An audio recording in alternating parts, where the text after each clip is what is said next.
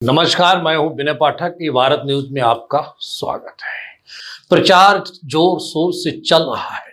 रात दिन प्रत्याशी समर्थकों के साथ चुनाव चिन्ह, बैनर, पोस्टर लहराते हुए मतदाताओं को रिझा रहे हैं।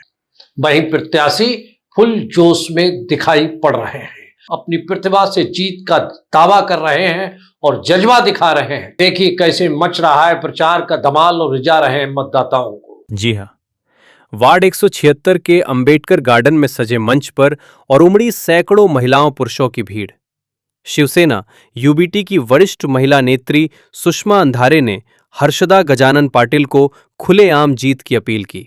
उन्होंने कहा, हर्षदा को जिताओ, ये मुंबई हमारी है, ये हमारी ताकत है। लेकिन सुषमा अंधारे का असली धमाका तो बीजेपी पर हुआ। तीखे प्रहारों से उन्होंने बीजेपी को घेरा। ये वादे करते हैं, लेकिन सड़कें टूटी, पानी की किल्लत, वार्ड में मदद कौन करता है? बीजेपी की साजिशों से अब मुंबई वासी जाग चुके हैं। भीड़ ने जोरदार तालियों से समर्थन दिया। हर्षदा गजानन पाटिल की ताकत का अंदाजा इसी से लगाया जा सकता है। सैकड़ों की भीड़ में उत्साह का ठिकाना नहीं। ये जनसभा आने वाले चुनाव में कितनी कड़ी टक्कर देगी, इसका संकेत साफ है। कार्यक्रम का सफल आयोजन खुद हर्षदा गजानन पाटिल ने किया। इस दौरान सांस्कृतिक कार्यक्रमों ने माहौल को और गर्म कर दिया। लोकगीत, नृत्य और शिवसेना के नारे। हर्षदा पाटिल की जय, शिवसेना की जय का प्रतीक नहीं, बल्कि महाराष्ट्र की राजनीति में बड़ा संदेश है। इस सभा में महाराष्ट्र नवनिर्माण सेना, महाराष्ट्रवादी कांग्रेस, शरद पवार गुट के कार्यकर्ता और पदाधिकारी भी उपस्थित रहे। विपक्षी एकता का ये नजारा बीजेपी के लिए खतरे की घंटी बन सकती। हर्षदा गजानन पाटिल ने कहा, वार्ड 176 हमारी जागृति का गढ़ बनेगा। जनता ने ठान लिया है, अब बदलाव होगा। सुषमा अंधारे ने बीजेपी पर फिर निशाना साधा। उनके राज में गरीब भूखा, अमीर खुशहाल। हम शिवसेना कार्ड सबको न्याय देंगे। भीड़ में महिलाओं का जलवा खास था। दर्जनों महिलाएं आगे आईं, हर्षदा पाटिल को आशीर्वाद दिया। ये सभा चुनाव के अंतिम दौर में शिवसेना की लहर को तेज करने वाली साबित हो रही है। मला वाटतंय हीच सगळ्यात मोठी विजयाची नांदी आहे, कारण विभागाच्या निवडणुकीसाठी जिथे इकडनं तिकडनं लोक मागवली जातात, तिथे उशीर झाल्यानंतर सुद्धा अगदी उभे राहून ऐकणारे हे सगळे आमचे भाऊ, हे सगळे प्रचंड प्रेम करणारी सगळी माणसं, हे याचं द्योतक आहे की होय मुंबईचं वारं फिरलेलं आहे। होय मुंबईमध्ये पुन्हा एकदा शिवशाही अवतरणार आहे। राजे हो, ते 2-4 दिवसापासून ओरडत होते सगळे, ठाकरेंचा प्रचार दिसत नाही, ठाकरेच दिसत नाही, प्रचाराला कुठेच गेले नाही, सभाच घेत नाही, बोलतच नाही, ठाकरेंनी सभा घेतली पाहिजे। आणि काल जसंही ठाकरेंनी सभा घेतली, असं काही खटक्यावर बोट आणि जागेवर पलटी झालाय कार्यक्रम की सकाळपासून नुसते कळवळतायत, नुसते वरवरतायत, नुसते जो म्हणजे असे कणतायत, कुंथत आहेत, काही समजत नाहीये काय होतंय ते। आणि आता त्यांनी वेगळंच सुरू केलंय। अशी कुठे सभा असते का? काही म्हणजे आधी सभा घेतात की नाही अशी चर्चा करणारे एकच फाईट आणि वातावरण टाईट झालेलं आहे कालपासून। ते वातावरण किती टाईट असू शकतं बघा, की इथे म्हणजे एरवी ग्रामपंचायतीची निवडणूक असली तरी मोदी प्रचाराला येतील अशी परिस्थिती। महापालिकेच्या निवडणूक प्रचारासाठी आज मोदींचे येणं ड्यू होतं मुंबईत आणि मोदी आले नाही। अर्थ कौतुक करायचा, मोदी आले नाही, कारण मोदी म्हणजे विश्वगुरु परमपिता, विश्वगुरु परमपिता।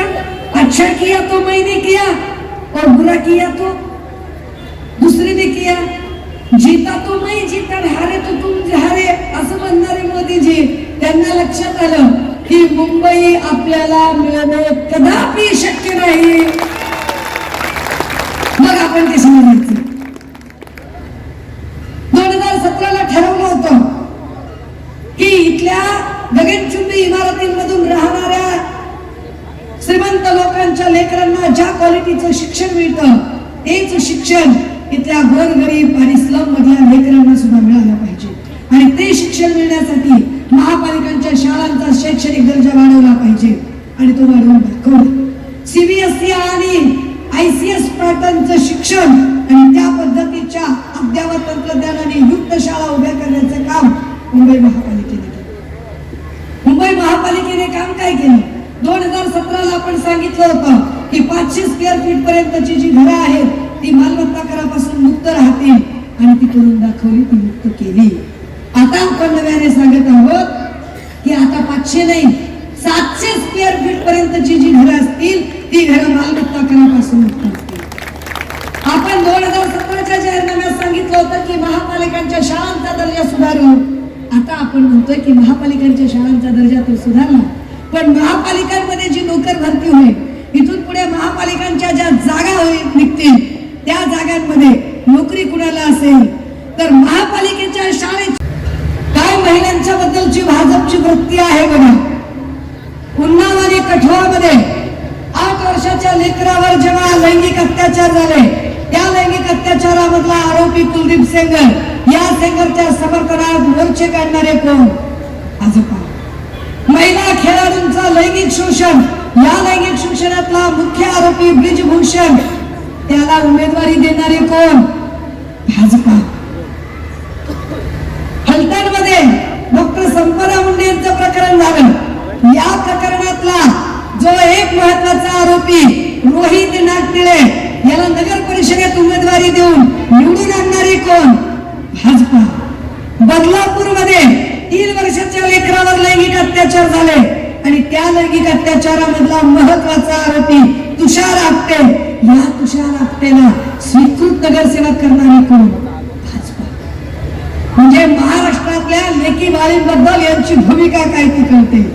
हे लोक जे सांगतायत ती लाडकी बहीण काय हो, हे किती निवडणुकीच्या आधी गौड बंगाल करतात बघा.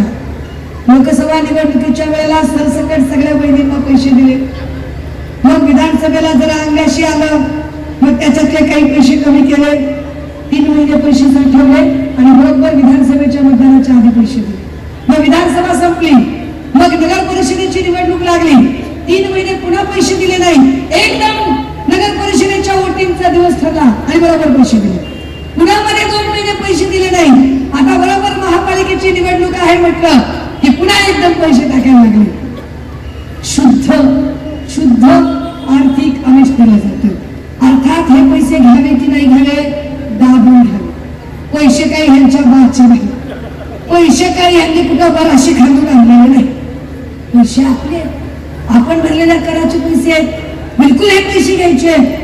पण हे पैसे घेताना अजून एक गोष्ट लक्षात ठेवूया की आपल्याला नुसती बहीण लाडकी म्हणून चालत नाही, तर बहीण लाडकी असण्यापेक्षाही बहीण सुरक्षित असणं जास्त महत्वाचं आहे. आमच्या सुरक्षिततेचं काय, आमच्या लेकरांच्या सुरक्षिततेचं काय, की आमचं लेकरू शाळेत जाताना जर आम्हाला सतत भीती वाटत असेल, आम्ही धास्तावलेले असू की शाळेची बस येईपर्यंत आम्ही लेकराचा हात सोडत नाही आणि लेकराला आम्ही बसमध्ये बसवतोय, लेकरू शाळेतून येण्याच्या आधी त्या बसच्या आधी आपण बसच्या ठिकाणी येऊन थांबतोय, इतकी असुरक्षितता, इतकी भीती जर आपल्या मनात असेल तर पैसे महत्वाचे का लेकराचा जीव महत्वाचा?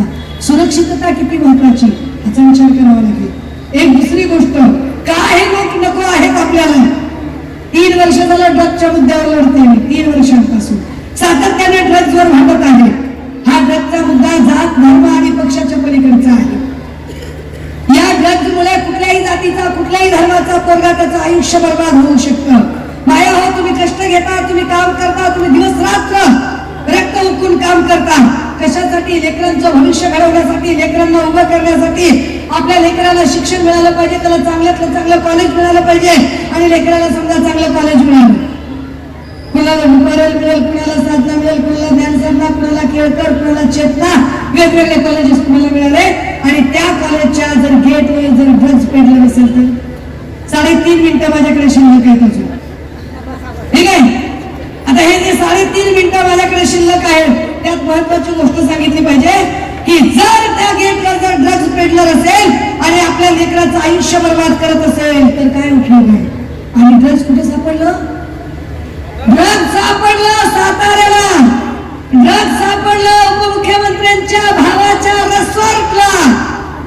ड्रग्ज मधून आलेला पैसा निवडणुकीमध्ये हे लोक खर्च करतायत. जे पैसे तुमच्याकडे मत देण्यासाठी येत आहेत ते पैसे तुमच्याच लेकरांचं भविष्य बर्बाद करून पैसे दिले जात आहेत. ह्याचं सुद्धा भान ठेवा की आपली लेकरं जर ड्रग्ज, दारू, मटका, जुगार, अड्डे या सगळ्यांमध्ये बर्बाद होणार असतील आणि त्यातनं जरी दाखवत असतील आम्हाला मुंबई स्वच्छ ठेवायची, आम्हाला मुंबई सुरक्षित ठेवायचे, आम्हाला मुंबई गुन्हेगार मुक्त ठेवायचे, आम्हाला मुंबईचा जसा गुन्हेगारीचा दर कमी करायचा आहे तसं हवेचं प्रदूषण कमी करायचंय, आम्हाला मुंबईतल्या मराठी माणसांच्या साठी मुंबई मुक्त करायची आहे. ही मुंबई आमच्या निधनाच्या घामावर उभी केलेली, ही मुंबई अदानीच्या घशात जाता कामा नये यासाठी हे महत्वाचं आहे. काय चिन्ह आहे आपलं? काय चिन्ह आहे?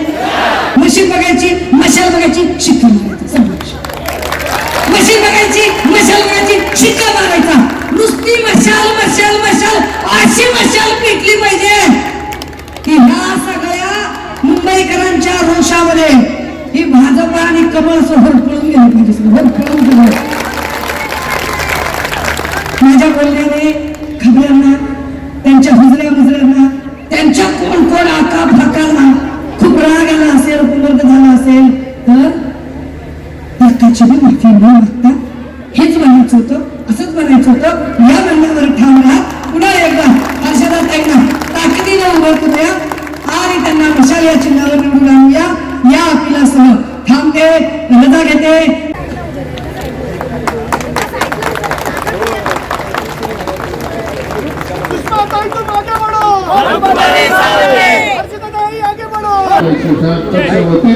वो अपना सर्वांना अभी तक की खबरें यहीं पर करते हैं समाप्त। विनय पाठक को दीजिए इजाजत।